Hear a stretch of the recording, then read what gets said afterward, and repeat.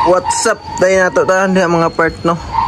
So welcome back sa ating vlog. So for today's video, so ito yung Rusi na 125. So dinala sa atin ni boss. So malaki na, matagal na ito dito sa atin kasi papalitan natin yan ng stator coil.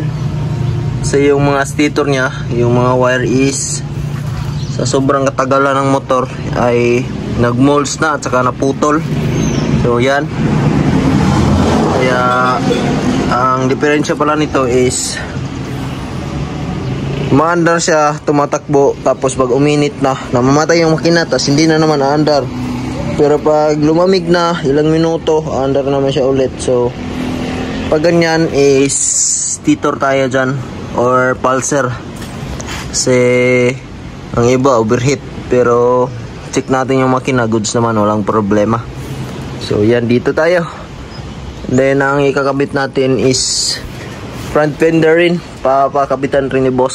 So naka lighting outer na pala yan, naka 8.1 na caliper, so lighting disc.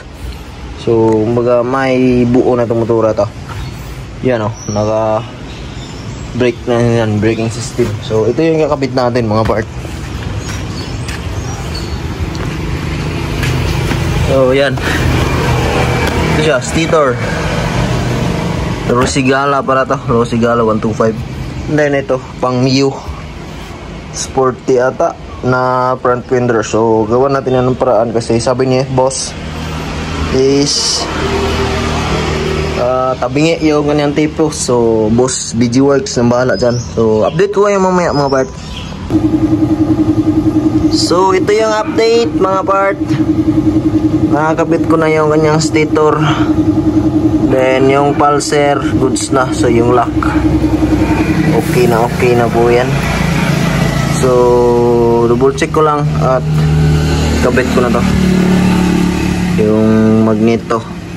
Then i-connect ko na yung sa akin niya dyan. So yan, update ko kayo mamaya.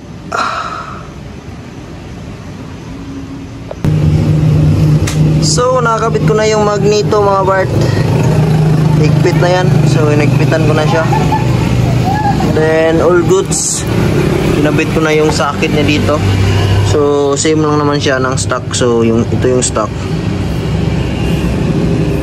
So may dugtong na pala, sira na pala talaga to. Puti na lang chinek ko. So yun, unang andar. Oo nga, andar ba? Unang kickstart kasi wala tong starter eh. So natin, then syempre kickstart lang ang baon.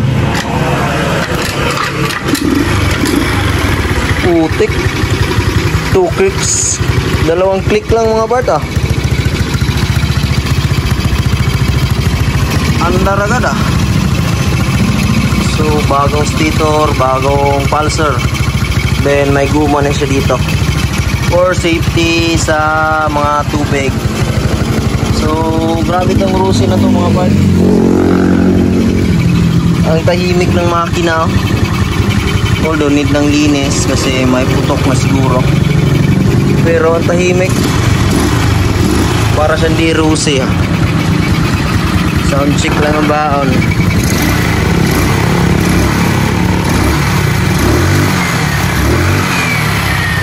Kanya na yan, goods na goods ah. Parang di Rusi lang baon mga part. So yan lang siya.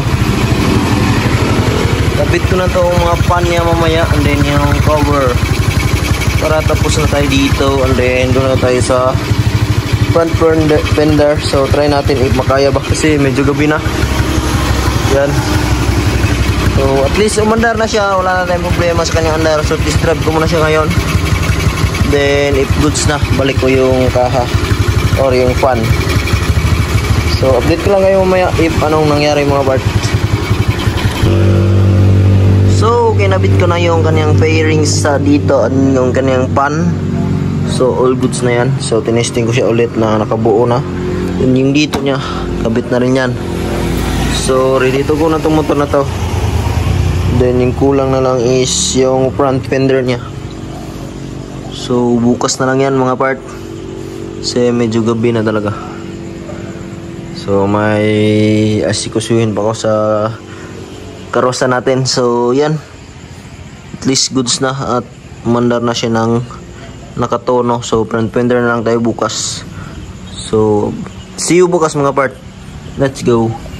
So good morning pala sa inyo lahat dyan mga part. So natapos ko na palang ikabit yung kanyang front fender. So for me sporty. So di ko na napakita sa inyo kasi basic lang naman. Ang problema na dito is hindi pantay dyan dati. So ginawa natin ang paraan. Then straight na yan. Align na yan. So nilakyan lang natin yung butas niya sa loob. Yung dalawang butas. Para lumaki yung kanyang, at para ma-adjust natin kung saan natin siya dadali ikakabig. So straight na yan. Then goods na tong motor na to. Ready to pick up na to ni boss. So boss Gisrel, maraming salamat boss. So pwede mo nang kunin ang unit mo. So yun, andito ko na lang dito tatapusin mga parts. So big shout out sa mga followers and mga subscribers natin dyan. So hanggang sa muli mga part. Once again, this is Boss Jacob.